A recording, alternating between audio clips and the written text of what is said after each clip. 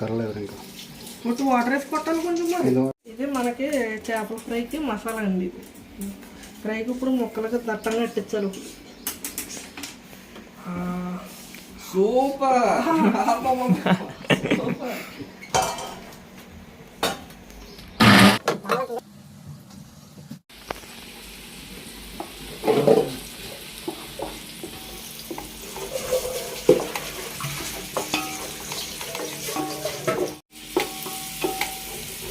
ఎన్నైనా ఒకసారి వేయించాలా?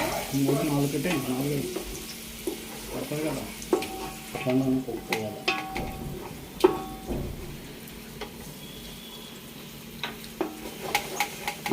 పెంచాలి. నెక్స్ట్ ఏం చేయాలరా?